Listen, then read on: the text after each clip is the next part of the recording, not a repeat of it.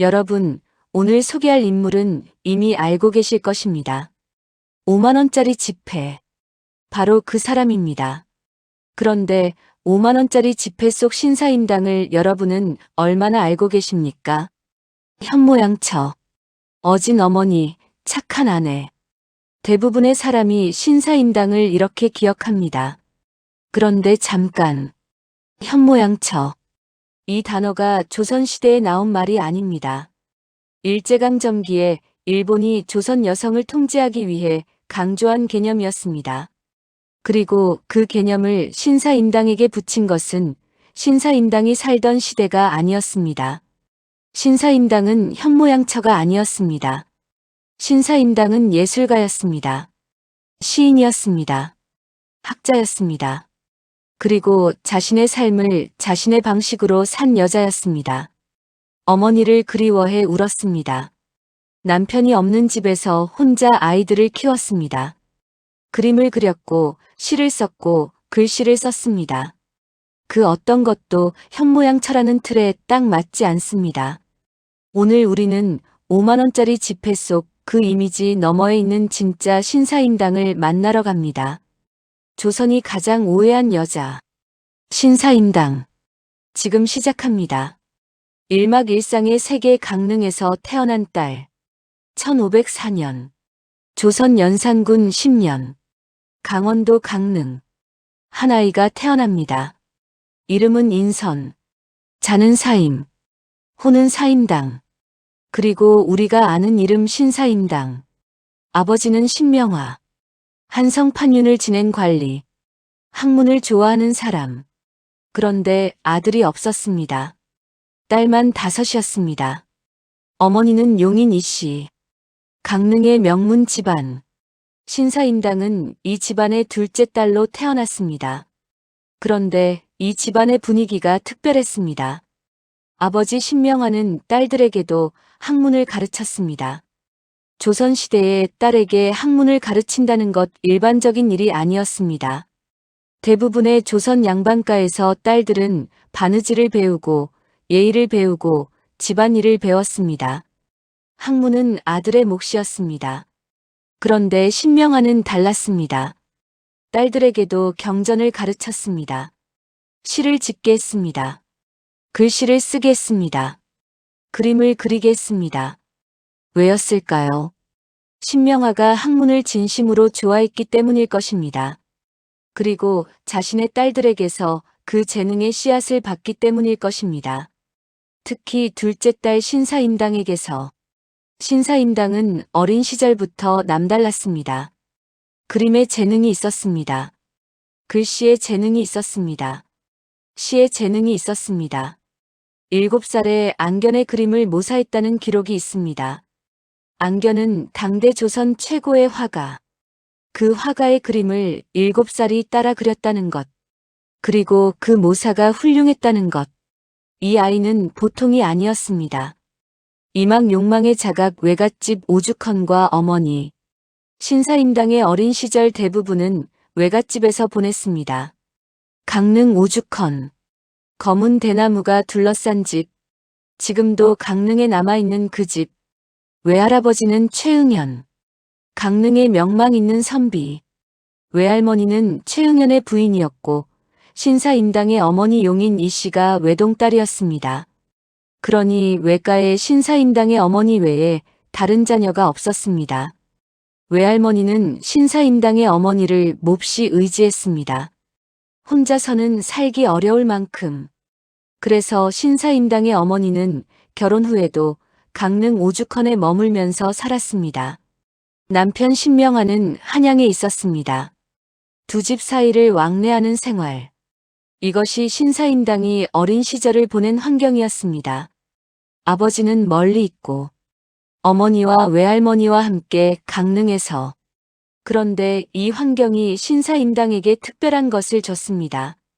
오죽헌의 자연, 검은 대나무 숲, 강릉의 바다, 산, 들판의 꽃들, 풀벌레들. 신사임당이 나중에 그린 그림들 포도, 가지, 수박, 오이, 쥐, 개구리, 나비, 벌. 이것들이 모두 어린 시절 오죽헌에서 보고 자란 것들이었습니다. 화가의 눈은 어린 시절에 형성됩니다. 무엇을 보느냐가 나중에 무엇을 그리느냐를 결정합니다. 신사임당은 오죽헌의 자연 속에서 자신의 화가의 눈을 키웠습니다. 그리고 어머니와의 관계. 신사임당에게 어머니는 삶의 중심이었습니다. 나중에 신사임당이 결혼하고 한양으로 가게 됐을 때 어머니를 떠나는 슬픔이 얼마나 컸는지가 그녀의 시에 남아 있습니다. 산막 욕망의 실행 결혼, 그리고 예술. 1522년. 신사임당 나이 19. 이원수와 결혼합니다. 이원수는 덕수 이씨 집안의 사람. 나중에 수음판관이라는 관직을 지냅니다. 크게 두드러지는 인물은 아니었지만 학문이 있는 집안이었습니다. 결혼 후 신사임당은 강릉에 머물렀습니다. 어머니를 떠나지 않기 위해 이원수는 한양과 강릉을 오갔습니다. 이 결혼 생활의 형태가 오늘날의 기준으로 보면 특이합니다. 아내가 본가에 머물고 남편이 오가는 구조. 그런데 이것이 신사임당이 선택한 것이었습니다. 어머니 곁을 떠나지 않겠다는 것. 그 선택이 나중에 신사임당의 마음에 어떤 갈등을 일으켰는지는 그녀의 시에 고스란히 남아 있습니다. 이 시기 신사임당은 예술 활동을 지속했습니다. 그림을 그렸습니다. 신사임당의 그림은 당시 이미 유명했습니다. 초충도, 풀과 벌레를 그린 그림, 식물의 세밀한 묘사, 벌레들의 생동감 있는 포착. 신사임당의 초충도는 지금 봐도 놀랍습니다. 수백 년이 지난 지금도 그 그림 속 풀과 벌레들이 살아있는 것처럼 보입니다. 산수도, 산과 물을 그린 그림, 포도도, 포도를 그린 그림. 이 그림들이 당시 조선에서 어떻게 평가받았을까요? 기록에 따르면 신사임당의 그림은 당대 최고 수준으로 인정받았습니다.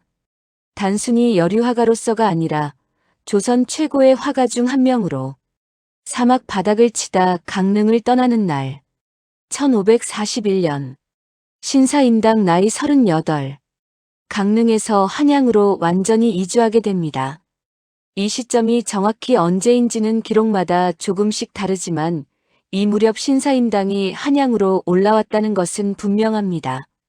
강릉을 떠나는 것, 어머니를 떠나는 것. 신사임당이 이 시기에 쓴 시가 있습니다.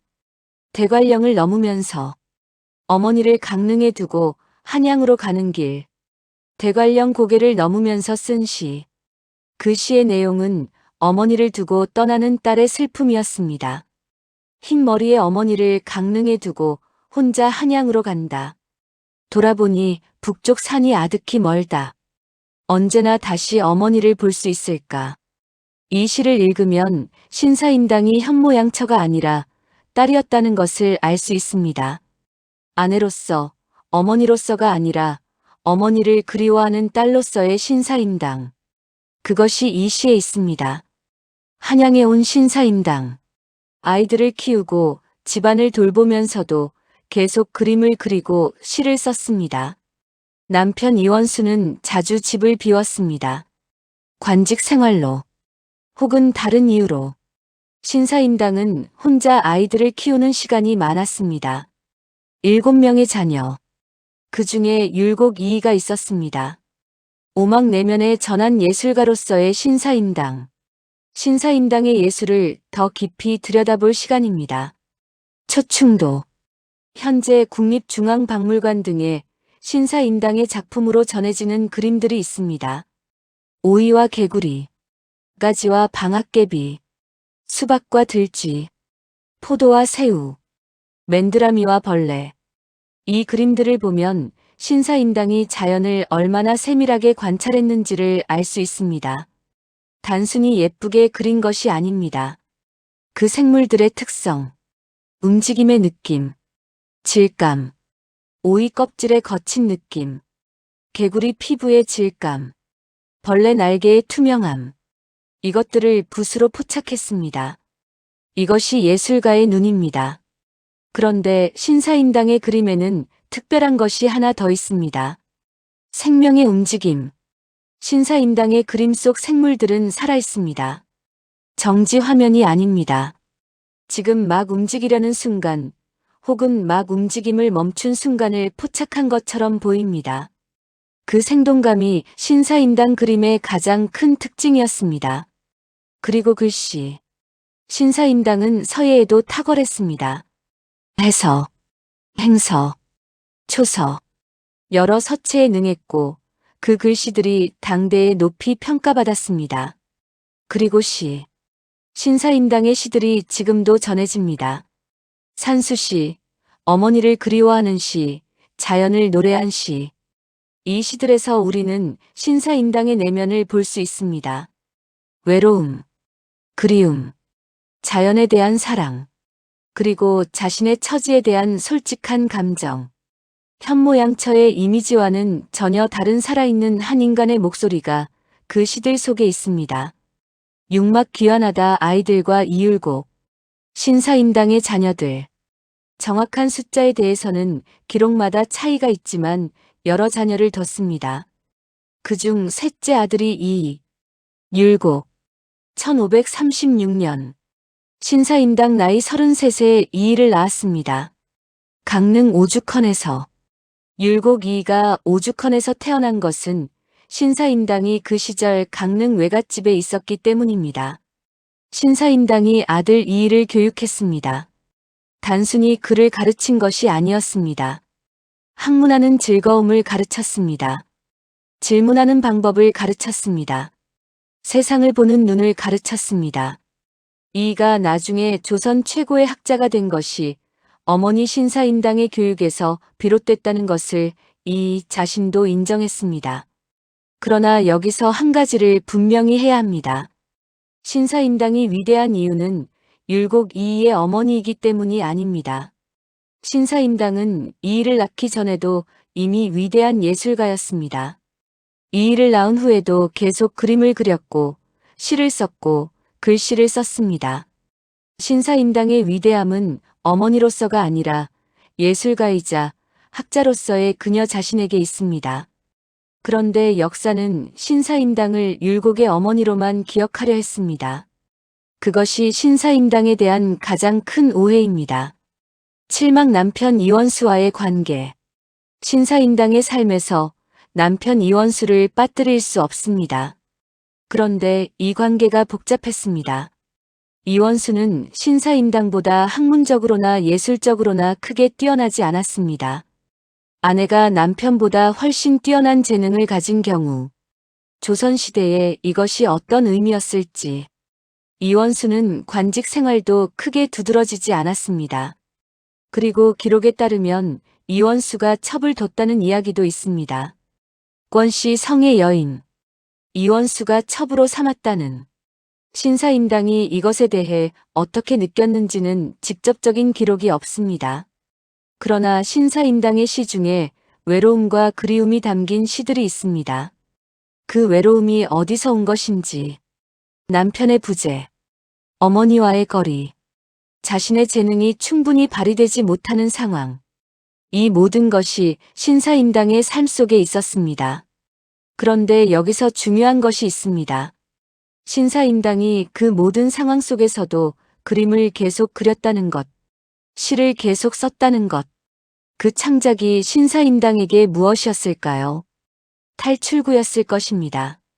자신을 표현하는 방법이었을 것입니다. 그리고 자신이 누구인지를 잊지 않는 방법이었을 것입니다. 어떤 상황에서도 예술을 놓지 않은 신사임당. 그것이 신사임당의 진짜 모습입니다. 팔막 조선 여성으로 산다는 것. 신사임당의 이야기를 하면서 우리가 더 넓은 맥락을 봐야 합니다. 조선시대 여성으로 산다는 것. 조선시대 여성들은 어떤 삶을 살았을까요?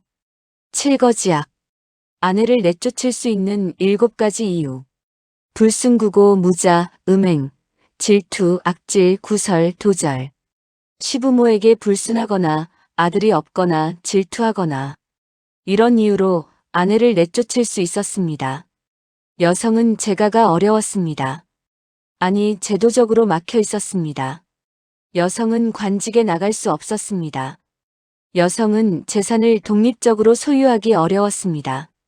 이 구조 안에서 신사임당은 살았습니다. 그런데 신사임당은 그 구조 안에서도 자신의 예술을 지켰습니다. 그림을 그렸고, 시를 썼고, 글씨를 썼습니다. 그것이 허용됐던 것은 신사임당의 재능이 너무 뛰어나서 주변 사람들도 막을 수 없었기 때문이었을 것입니다. 그리고 아버지 신명화의 영향.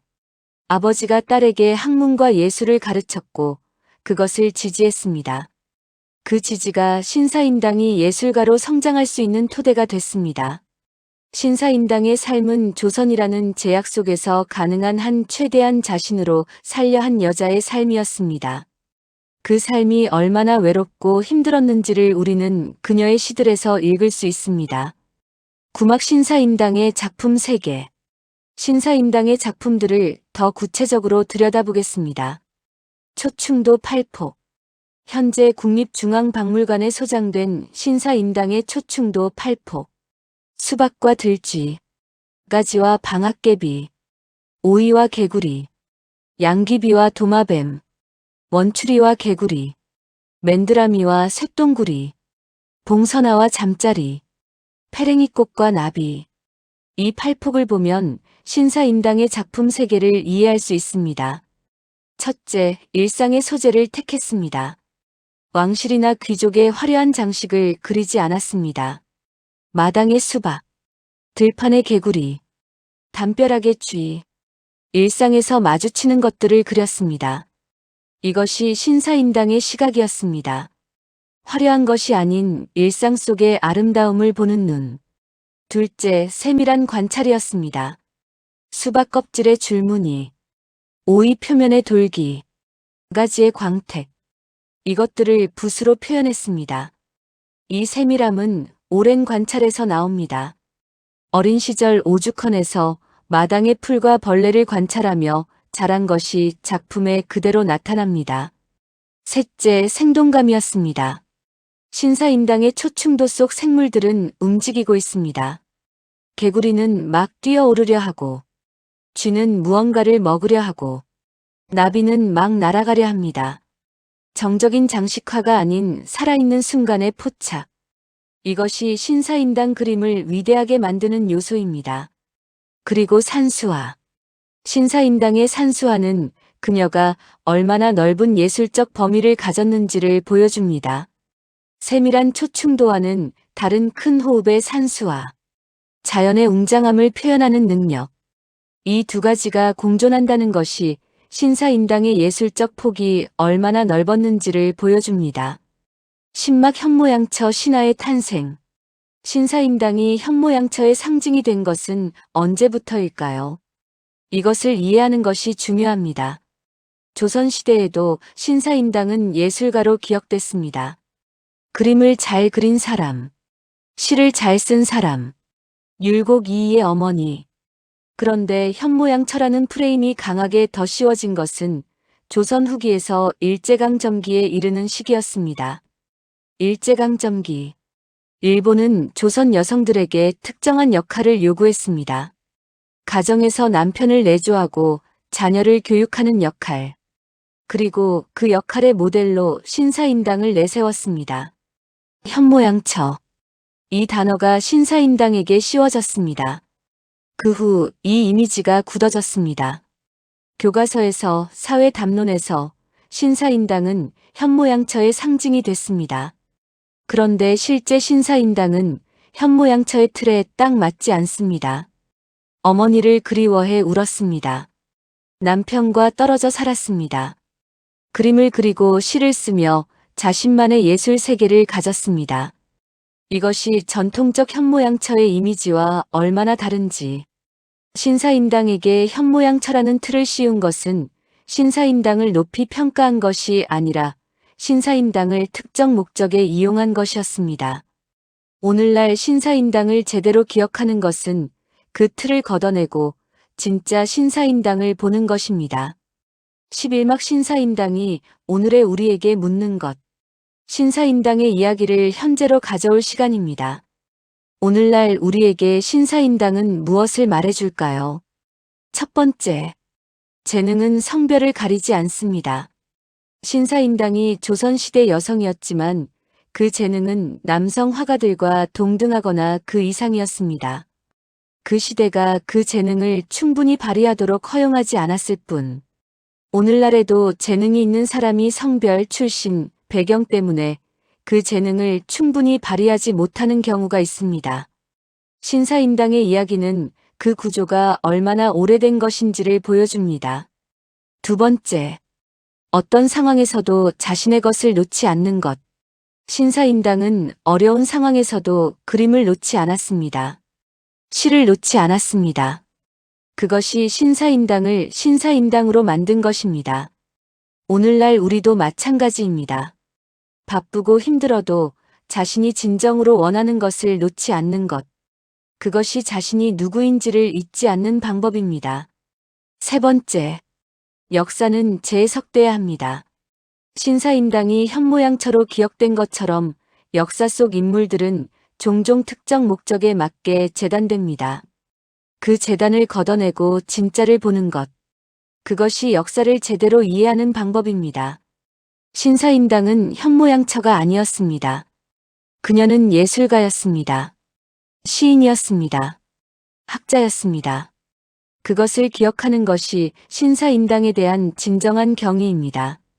에필로그 1551년 신사임당 1551년 신사임당이 세상을 떠납니다. 나이 48. 남편 이원수보다 먼저, 어머니보다 먼저, 그리고 아들 율곡 이이보다 먼저. 이이가 어머니를 잃었을 때 나이가 16이었습니다.